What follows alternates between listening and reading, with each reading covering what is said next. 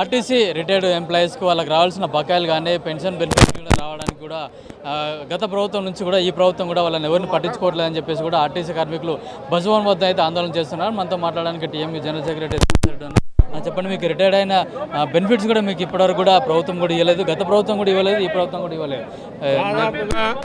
2015 నుంచి ఇప్పటి వరకు విశ్రాంత ఉద్యోగులకి డబ్బులు ఇవ్వలే. వాళ్ళ యవ్వన జీవితాన్ని ఆర్టీసీని పరిరక్షించి ఆర్టీసీకి మరి వెన్నుదన్నుగా ఉండి రిటైర్డ్ అయిన వాళ్ళకి వాళ్ళ జీతం అడిగేది ఏం గుంతమ్మ కోరికలు కాదు. జీతాలు ఏమంటే జీతం ఇవ్వకుండా సెటిల్మెంట్ డబ్బులు ఇప్పటి వరకు 14-15 నుంచి కూడా సెటిల్మెంట్లు రాలే. 17 పిఆర్సీ రావాలి, పిఆర్సీ రాలే. 21 పిఆర్సీ కూడా అప్లికేబుల్ ఉన్నారు. టోటల్గా డబ్బులు లేకపోవడం వల్ల చాలా ఇబ్బందుల్లో అలమటిస్తూ ఉన్నారు రిటైర్డ్ విశ్రాంత ఉద్యోగులంతా. ఇవాళ మీరు చూసినట్టుంటే వేలాదిగా తరలొచ్చిండ్రు. దాదాపు 27-28 వేల మంది ఇవాళ ఈ రోడ్డు ఎక్కిండ్రు. అంటే దీనికి కారణం ఈ ప్రభుత్వము, యాజమాన్యందే పూర్తి బాధ్యత. యాజమాన్యం చూడండి, ఎండలో మరి విశ్రాంత ఉద్యోగులు 60-70 ఏండ్లలో ఇక్కడికి వస్తే కనీసం నీడ కూడా ఇవ్వకుండా రోడ్ల మీద పెట్టుడు అమానుషం. యాజమాన్యానికి ఇప్పటికైనా ఉండాలి. యాజమాన్యం ఇప్పటికైనా ఇక్కడ మొత్తం టోటల్ కారిడార్ అంతా నీడ ఉంది, ఇక వాళ్లే మంచినీళ్ళు ఇచ్చి చేయాలి. రెండోది బాధ్యత, ఇవాళ ట్రాన్స్పోర్ట్ మినిస్టర్ కానీ ఎండీ కానీ మాట్లాడి నిరాహార దీక్ష ఒక రోజనగానే చేస్తారులే అనుకుంటా ఉన్నారు. అది కాదు, తప్పకుండా యాజమాన్యం విధిగా ఎండీ గారు వచ్చి వాళ్ళ ఈడీలతోటి వెంటనే చర్చలు చేయాలి. ఎవరైతే ఇక్కడ ఈ కమిటీ సన్నాహక కమిటీ ఉందో సన్నాహక కమిటీతోటి చర్చలు చేయాలి, మాట్లాడాలి, అభయం ఇవ్వాలి. వాళ్ళ డబ్బు లేకపోవడం చాలా అమానుషం. ఇవాళ ఎవరి కోసం ఇస్తారు? ఈ ఆర్టీసీ ఇంతింత అయింది, ఎన్ని ఆస్తులు పాస్తులు రావడానికి వీళ్ళంతా కారణం కాదా? అంటే రిటైర్డ్ కాగానే పనికిరాని వాళ్ళు అయిపోయినరా? రిటైర్డ్ కాగానే వాళ్ళకి ఇవ్వకుండా ఉంచి, అంటే ఇవాళ సర్వీస్లో ఉన్నవాడికి జీతం వచ్చేవాడికేమో ఇస్తూ ఉన్నారు, ఇవాళ రిటైర్డ్ అయిన వాళ్ళకి డబ్బులు ఇస్తూ ఉన్నారు. మరి 15 ఏళ్ల నుంచి వాళ్ళు రిటైర్డ్ అయి ఉంటే వాళ్ళ డబ్బులు ఇవ్వాలన్నా ఇవ్వద్దా? మరి అది తప్పు కాదా? ఫండమెంటల్గా తప్పు కాదా? దీన్ని మేము హైకోర్టు సీజే కూడా నేను అప్పీల్ చేస్తా ఉన్నా. మీ ద్వారా సోమోటోగా కేసు దీన్ని అమలు చేసి వెంటనే ఆర్టీసీ ఆస్తులు అమ్మి అయినా సరే ఇవాళ వీళ్ళకి డబ్బులు ఇవ్వాల్సినటువంటి పరిస్థితి ఉంది. చాలామంది ఇవాళ ఆలోచించుకుంటూ ఇవాళ రిటైర్డ్ అయిన వాళ్ళలో దాదాపు 400-500 మంది చనిపోవడం జరిగింది. వాళ్ళ పరిస్థితి ఏంటి? వాళ్ళ కుటుంబాల పరిస్థితి ఏంటి? రిటైర్డ్ అయిన తర్వాత ప్రతి కార్మికుడు మా డబ్బులు ఉంటాయి, అమ్మాయిల పెళ్లి చేయాలా లేదా ఇల్లు కట్టుకోవాలా ఇంకొకటి అని చెప్పి ఆశల్లో ఉంటారు. రెండోది వెళ్ళాలి కదా, వాళ్ళు తినడానికి కూడా తిండి లేని పరిస్థితి రావడం అనేది ఇది అమానుషం. యాజమాన్యమే పూర్తి బాధ్యత వహించాలా. ఎండీ గారు ఏదో కాదు, ఇవాళ ఇంతమంది వస్తే కనీసం కూర్చోబెట్టి మాట్లాడే పరిస్థితి లేదా? యాజమాన్యం వచ్చి చర్చలు చేయాల్సింది లేదా? రెండోది ఈ ప్రభుత్వం కూడా మరి ట్రాన్స్పోర్ట్ మినిస్టర్ ఉన్నాడు. ట్రాన్స్పోర్ట్ మినిస్టర్ కానీ ఇవాళ ముఖ్యమంత్రి కానీ ఇంతమంది 27,000 మంది రోడ్డు ఎక్కితే వీళ్ళ పరిస్థితి ఏందో తెలుసుకునే పరిస్థితి చేయాలా, మాట్లాడాలా, అభయం ఇవ్వాలి. ఇవాళ ఆస్తులు చాలా ఉన్నాయి, ఇవన్నీ కూడా మా సోదరులు మేమంతా సంపాదించినవి మాత్రమే. ఇలా కొన్ని అవసరాల కోసం మీరంతా కుదువ పెడతా ఉన్నారు, బ్యాంకుల్లో పెడతా ఉన్నారు, లోన్లు తీసుకుంటా ఉన్నారు. ఇలా పెట్టండి, ఈ బస్భవన్ జాగంతా ఉంది, పెట్టేసి డబ్బులు తెచ్చి రిటైర్డ్ అయిన కార్మికులకి వెంటనే పేమెంట్ చేయాలని చెప్పి డిమాండ్ చేస్తూ ఉన్నాం. మనం మొన్నటి వరకు కూడా మేము అడుగుతా ఉన్నాం. ఈడీల కమిటీలో కూడా మొన్న గొడవ జరిగింది. అవసరమైతే ఆస్తులు అమ్మండి, ఎవరి కోసం అమ్ముతారు, మీరు ఇవ్వాల్సిందే అని చెప్పి కూడా చెప్పినాం. కాబట్టి మీ ద్వారా నేను సీజే గారికి రిక్వెస్ట్ చేస్తా ఉన్నా, సుమోటోగా హైకోర్టులో కేసు రన్ చేసి వెంటనే ఆర్టీసీ ఆస్తులను అమ్మించైనా పర్వాలేదు రిటైర్డ్ అయిన వాళ్ళకి ఇవ్వాలి. ఇవాళ చాలా అన్ని కోర్టులలో కూడా వచ్చినాయి. అంటే రిటైర్డ్ అయిన వాళ్ళకి ఎవరికి కూడా ఆపొద్దు, జూన్-జూలై లోపల ఇవ్వాలని చెప్పి గతంలో కూడా కోర్టులు ఆదేశించిన పరిస్థితి ఉంది. మరి అది ఆర్టీసీకి వర్తించదా? ఈ ఆర్టీసీ అధికారులు నిమ్మకు నీరెత్తినట్టుగా ఉన్నారు. అంటే మాకేమున్నది, వాళ్ళు రోడ్డు మీద పడ్డారు, మేము ఇచ్చేది లేదు అంటా ఉన్నారు. ఇది చాలా అమానుషం. వాళ్ళకి ఏది చేసైనా ఇలా ఆర్టీసీ ఎండీ గారు ఖచ్చితంగా ఇక్కడికి రావాలి. ఈ కమిటీ ఎవరైతే ఇక్కడ కమిటీ ఉందో కమిటీతోటి మాట ముచ్చట చేయాలి. ట్రాన్స్పోర్ట్ మినిస్టర్ అన్ని బయట చేస్తూ ఉన్నాడు, ఎందుకు రావద్దు? ఇవాళ దాదాపుగా 27,000 మంది రోడ్డు ఎక్కితే ఇవాళ ఎండలో ఉంటే వీళ్ళని ఇక్కడనే ఆపి లోపలికి కూడా రానియకుండా ఇది అమానుషం కాదా? లోపలికి వచ్చి కూర్చోబెట్టి మాట్లాడితే తప్పేంటి? అందరికి కూడా కూర్చోబెట్టి మంచులు ఇచ్చి మా పరిస్థితి ఇట్లా ఉంది మేము చేస్తామని చెప్పాలి. ఏ పరిస్థితి ఎట్లా ఉన్నా ఆర్టీసీ కార్మికులను రోడ్డు ఎక్కించడం మహాపాపం. ఇది తప్పు. వెంటనే రిటైర్డ్ అయిన వాళ్ళ మీద గొంతెత్తాలి యాజమాన్యము. అట్లాగే ట్రాన్స్పోర్ట్ మినిస్టర్ ముఖ్యమంత్రి గారు కూడా చేస్తూ ఉన్నాం. వెంటనే ఈ డబ్బులు ఇచ్చే ప్రక్రియ చేయాలి, కాలయాపన చేయొద్దు.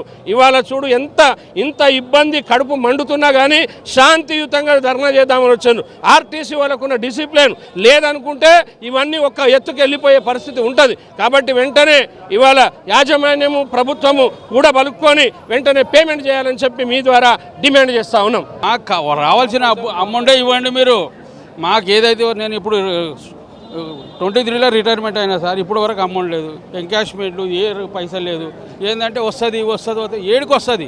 మేమైనా మీ పైసలు అడుగుతున్నామా? మాకు కావాల్సిన మేము కష్టపడడం. జీడిమెట్ల డిపోలో నేను 30 సంవత్సరాలు సర్వీస్ చేసిన సార్. మరి నా పైసలు ఏది? మా పిల్లలు తినాలా, మేము తింటామా, ఏం చేస్తాం? ఇప్పుడు ఏం పని చేసి బతాం మేము? కాబట్టి మాకు పైసలు ఇప్పియండి సార్, దయచేసి మా పైసలు మాకు ఇప్పియండి.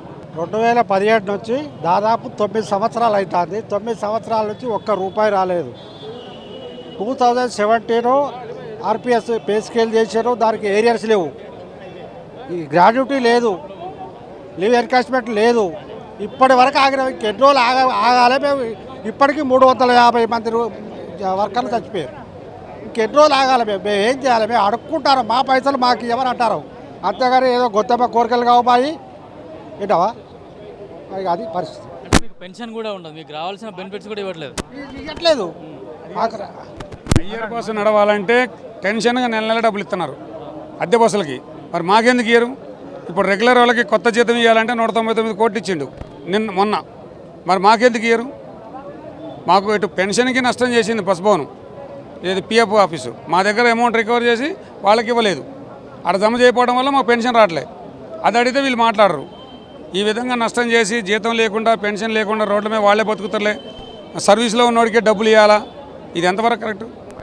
లాస్ట్లో ఉందని కూడా చెప్తా ఉన్నారు. అంటే ఇవన్నీ ఎట్టొస్తున్నాయి సార్? లగ్జరీ ఎట్టొస్తున్నాయి. ఇప్పుడు బస్సులు కొంటున్నారు, మహిళా సమైక్యలు అంటున్నారు. మరి మహిళా సమైక్యలు అప్పించినట్టేగా, మరి సొంత డబ్బులు పెట్టుకుంటలేగా. ఒక్కొక్క ఈడీకి 4 లక్షల జీతం. ఏం చేస్తున్నారు సార్ వాళ్ళు? రోడ్డు మీద కష్టపడేది ఎవరు? డ్రైవరు, కండక్టర్లు, మెకానికులు, ట్రాఫిక్ గైడ్లు, డిఎంలు. డిఎంలు కూడా కష్టపడుతున్నారు. పై స్థాయి వాళ్ళు ఎవరు కష్టపడుతున్నారు? అసలు కష్టం లేదు.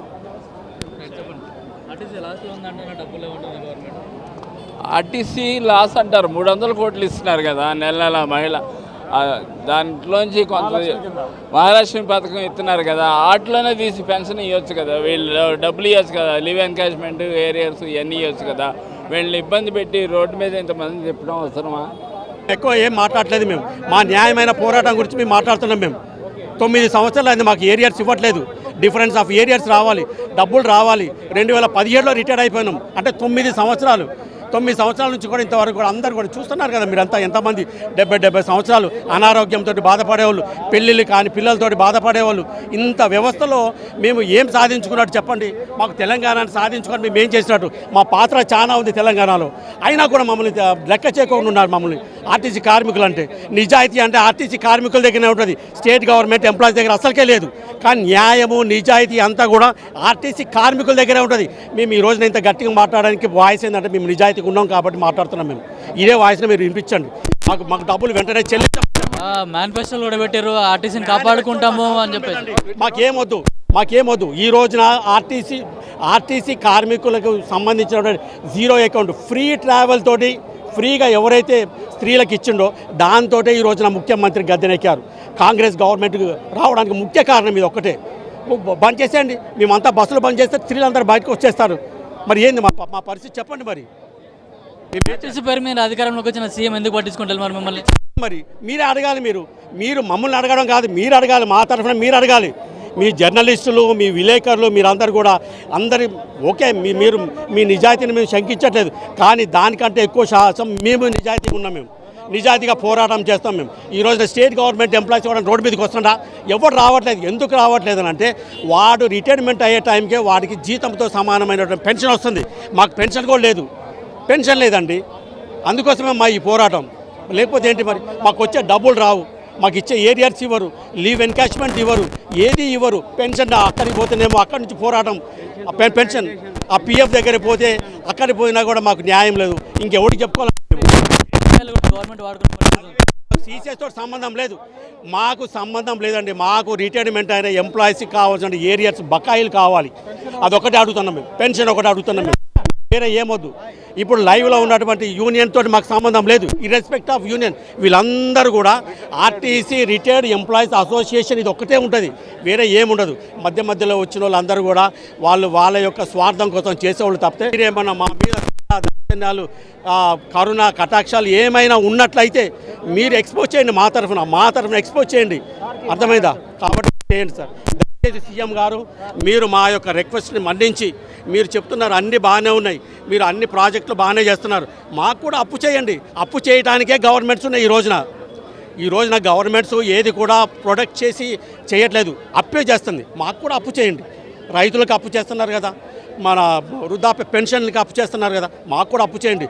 మేము వాళ్ళ పుణ్యానికి అప్పు చేస్తున్నారు, కానీ మేము పని చేసి ఉద్యోగం చేసి రిటైర్డ్ అయిపోయి ఇంత శ్రమ ఆర్టీసీలో ఇంత సర్వీస్ చేసినటువంటి వాటికి సంబంధించి డబ్బులు పడుతున్నాం. ఆర్టీసీ వెహికల్ ద్వారా ఇంటికాడ దింపొచ్చేది. అటువంటి గ్రాట్యుటీ రిటైర్మెంట్ నాకు 6 నెలల దాకా ఇచ్చలేదు. 9 సంవత్సరాల నుంచి కేసీఆర్ గవర్నమెంట్ పేస్కేల్ చేయలేదు, ఏం చేయలేదు, ఇంతవరకు ఎలాంటి పైసలు ఇవ్వలేదు. అన్ని డ్యూసే ఉన్నది. మాకు అందరికీ pension of of the basic pension వస్తుంది స్టేట్ గవర్నమెంట్ ఎంప్లాయీకు. మా ఆర్టీసీలో పెన్షన్ లేదు, ఎలాంటి తర్వాత పేస్కేల్ కూడా మాకు ఏం పెద్ద చేసింది ఏం లేదు. దాన్ని బట్టి మా పైసలు మాకు ఇవ్వాలని చెప్పి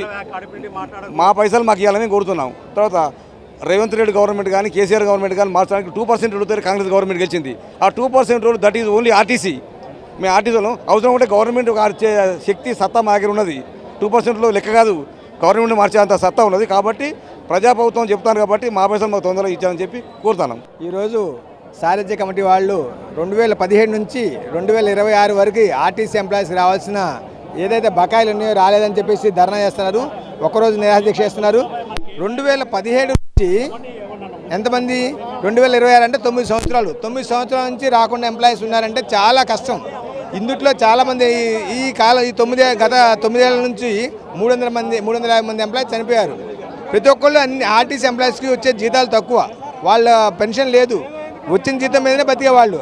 అట్లాంటిది వాళ్ళు రిటైర్డ్ అయ్యి 9 ఏళ్ళైన ఇంతవరకు కూడా ₹1 రాకపోవడం వల్ల ప్రతి ఒక్కళ్ళు రోడ్డు ఎక్కి పోరాటం చేస్తున్నారు.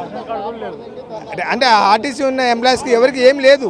రిటైర్డ్ అయినాక వాళ్ళకి వచ్చే పెన్షన్ ఎంత నెలకు 3,000, 4,000, 5,000 వస్తుంది. ఈ 5,000, 4,000 బతకడం చాలా కష్టమవుతుంది. కాబట్టి 2017 నుంచి 2021 పే స్కేలు, 2017 పే స్కేలు రావాల్సిన బకాయిలన్నీ ఇవ్వాలని చెప్పేసి నిరాదీక్ష చేస్తున్నారు. దాంట్లో భాగంగా గవర్నమెంట్ ఏదైతే చేస్తుందో రైతు బంధు ఇస్తుంది, పెన్షన్లు ఇస్తుంది, అన్నీ ఇస్తుంది, కళ్యాణ లక్ష్మి ఇస్తుంది, అన్నీ వస్తుంది. మేము అవి ఇవ్వద్దని చెప్పట్లే, మాకు రావాల్సిన బకాయిలు మాకు చెల్లించండి.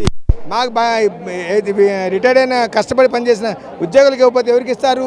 అందుకే మా రిక్వెస్ట్ ఏంటంటే ఆర్టీసీ రిటైర్డ్ అయిన ఉద్యోగస్తులందరికీ కూడా బాకీలు చెల్లించాలని కోరుతున్నాం. సరే, ఇప్పుడు ఆర్టీసీలో ప్రైవేటు బస్సులు ఏవైతే ఉన్నాయో హైర్ బస్సులు వాళ్ళకైతే రెగ్యులర్గా అయితే వాళ్ళకి పేమెంట్ చేస్తారు, కానీ ఆర్టీసీలో పనిచేసిన ఎంప్లాయీస్కి రావాల్సిన బెనిఫిట్స్ మాత్రం గవర్నమెంట్ ఇవ్వట్లేదు. అది మేము కోరుకునేది కూడా అదే చెప్తున్నాం. వాళ్ళు రెగ్యులర్గా చేసేటువంటి ఉద్యోగులకు ప్రతి నెల జీతం వస్తుంది, కానీ మేము దాదాపు 39 సంవత్సరాలు ఆర్టీసీలో సర్వీస్ చేసి దాదాపు రిటైర్డ్ అయ్యి 2 సంవత్సరాలు అవుతుంది. మరి 2 సంవత్సరాలు రిటైర్డ్ అయిన తర్వాత కూడా మా యొక్క బకాయిలే మేము వేరే రకంగా పెంచుమని మేము అడగడం లేదు, జీతాలు పెంచుమని కూడా మేము అడగడం లేదు.